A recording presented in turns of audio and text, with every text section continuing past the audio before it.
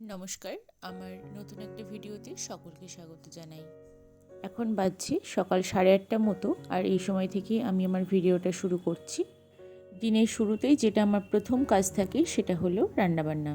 কারণ 9টার মধ্যে স্কুলে বেরিয়ে যাই, তার আগে সমস্ত কিছু রেডি করে নিতে হয়। তবে আজকে সেরকম কিছু নয়, দাদার স্কুল থাকলেও ও আজকে ছুটিই নিয়েছে। আর এখানে একটু পেয়ারাও নিয়ে নিয়েছি বিট লবণ মাখিয়ে। ও সকালে হালকা কিছু খেয়ে যায়, তারপরে একটু ফল দিয়ে দিই, আর দুপুরের জন্য ভাতটাই দিই। বিয়ের পর যখন প্রথম এ বাড়িতে আসি, তারপরে ওর টিফিন বানাতে যখন থেকে শুরু করি, তখন ও সকালবেলা ভাত খেয়ে যেত আর টিফিনে হালকা কিছু নিয়ে যেত। স্কুলে টিফিনে ভাত নিয়ে যেতে একটু সংকোচ বোধ করতো, একবার দুবার দিতে দিতে এটাই ভালো লেগেছে। তারপরে এখন থেকে ও রোজ ভাতই নিয়ে যায়। ওর মুখে এখন শুনি অনেক টিচারই স্কুলে ভাত নিয়ে যায়। আসলে 1:30টার সময় টিফিন হয়, আর ওই টাইমটা দুপুরে খাবার টাইম, তো একটু ভাত খেলেই ভালো লাগে।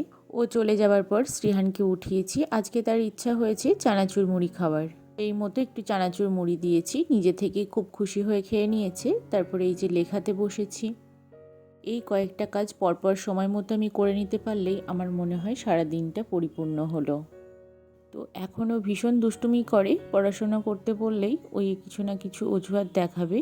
বয়সের সাথে সাথে আশা করছি সমস্ত স্বভাবই চেঞ্জ হবে। গত বছর সরস্বতী পুজোর সময় থেকেই ওর পড়াশোনা শুরু।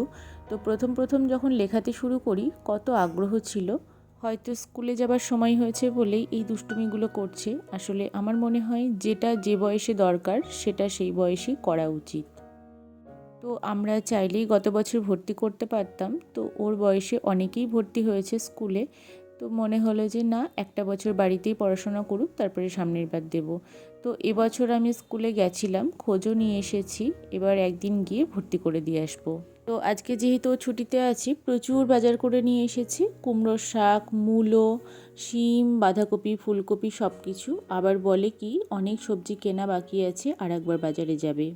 আসলে ও না বাজার করতে এতটাই পছন্দ করে যে ওকে 2বার 3বার 4বার যতবারই বাজারে পাঠায় না কেন কোনো বিরক্তি নেই। সবচেয়ে বড় কাজ হলো ফ্রিজে সবজিগুলোকে গুছিয়ে রাখা। শীতের ফুলকপিগুলো এত সুন্দর লাগে দেখতে, পুরো টাটকা। 2টো আনা হয়েছে, যেহেতু আমাদের বাড়িতে অনেক সদস্য, রাতে এই ফুলকপি আর রুটি করলেই হয়ে যাবে। আসলে তরকারিটা একটু বেশি বেশি করা লাগে। শাক তো এত পরিমাণে হয়েছে আর ভালোই লাগছে না। ফ্রিজ ভরে গেছে শাকে। কি করব? এইগুলো ছাগল হলে আরাম করে। আরে ছাগল এটা পুষলে হয় জানো? হ্যাঁ হ্যাঁ, ছাগল পুষতে। খেলা হবে। হ্যাঁ, মানুষে পাগল করে দিচ্ছে ও ছাগল পুষতে। কাটা হবে এটা খাওয়া। আমি বিয়ে করি না, দোকানে আছে। আজকে দুপুরে হবে হাঁসের ডিম, তো সেটাই সিদ্ধ করে রাখা হয়েছিল। তো আমি এখানে সুতো দিয়ে অর্ধেক করে দিচ্ছি। এই অর্ধেক করা ডিম যদি কড়া করে ভেজে একটু ঝোল করা যায়, মানে মাখা মাখা করা যায় আর কি, ভীষণ ভালো লাগে খেতে। তবে একটু সাবধানে করতে হবে, কারণ কোনো পাশ যদি একটু ছোট বড় হয়ে যায় তাহলে কুসুমটা বেরিয়ে যাওয়ার সম্ভাবনা থাকে। তো বাজারে শীতকালে তো হাঁসের ডিমটা একটু বেশি বেশি পাওয়া যায়, আমাদের বাড়িতে আনাও হয়। তবে আমি না, সব থেকে অদ্ভুত ব্যাপার, হাঁসের ডিম মুরগির ডিম এসব পার্থক্য বুঝতেই পারি না। আমার কাছে তো সবই এক মনে হয়। তবে এ বাড়িতে না সকলেই হাঁসের ডিম খেতে ভীষণ পছন্দ করে। আজকে মোটামুটি ফ্রিজের সমস্ত সবজি গোছগাছ করতে করতেই আমার এই সকালটা পার হয়ে গেল। সব কিছু সারার পর দুপুরে আর কোনো ভিডিও করা হয়নি। তো সন্ধ্যাবেলায় আমরা একটু বেরোচ্ছি। আজকে ছোটদিদির বিবাহবার্ষিকী, তো একটু কেক কাটা, খাওয়া দাওয়া এসব হবে, মানে ছোটোখাটো সেলিব্রেশন। আমরা যাচ্ছি নবদ্বীপ রাঙামাটি রেস্টুরেন্ট, মানে আমাদের বাড়ির যে কোনো অনুষ্ঠানই মোটামুটি ওখানেই হয়ে থাকে। তো সেই কারণেই একটু রেডি হচ্ছিলাম আর কি। যখনই আমি একটু রেডি হতে যাব বা কোথাও যাব, তখনই শ্রীহান এসে আমার জিনিসপত্রগুলো হাত দেবে, এলোমেলো হয়ে যাবে, তারপরে আমার হয়ে যায় দেরি। তবে আমার একটা স্বভাব আছে, ভালো না খারাপ আমি জানি না, তবে আমার মনে হয় খারাপই, যে আমি সব কিছুতেই একটু লেটুস, মানে সবাইতেই একটু লেট করে ফেলি।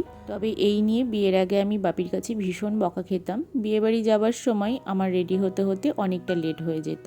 বিয়ের পর ও তো মোটামুটি জেনেই গেছে যে আমার রেডি হতে লেট হয়, তো ওই জন্য ও আমার পরেই রেডি হওয়া শুরু করে। তো সৃষ্টিকর্তা মনে হয় এইভাবে সৃষ্টি করেন যে যে যেরকম মানুষ, তার বিপরীত দিকের মানুষটাকেও সেইভাবেই তৈরি করে পাঠান। তো আমরা এসেও গেছি, দিদিভাই আগেই এসেছে কেক, ফুলের বুকে এগুলো নিয়ে, আর আমরা পরে বাচ্চাদের নিয়ে আসলাম। দু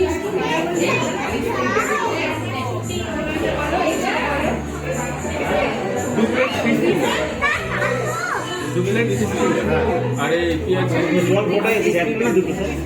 ক্রিস্পি বেবিকর্ন একটা দিয়েছিলাম। বেবিকর্ন কটা? একটা। এক প্লেট ক্রিস্পি বেবিকর্ন। আর দু প্লেট মানে জায়গাটা ছোটোর মধ্যে তো আজকের দিনটার জন্য এই সুন্দর কেকটা আনা হয়েছিল। আর এসব দিনগুলোতে না বড়দের সাথে সাথে সব থেকে বেশি আনন্দ করে ছোটরা। ওদের কাছে ভাই বোনরা একসাথে কোথাও যেতে পারা মানে পৃথিবীর সমস্ত আনন্দ ওদের ঝোলায় বন্দি। শ্রীহান্ত সমানে বলেই চলেছে যে হ্যাপি বার্থডে, কারণ কেক মানেই ওর কাছে জন্মদিন। তো স্ন্যাক্স আইটেম যেগুলো ছিল ওগুলো অর্ডার দেওয়া হয়েছে, এবার কেকটা কাটা হবে। এবার কাটা হোক। ওই করছো কই?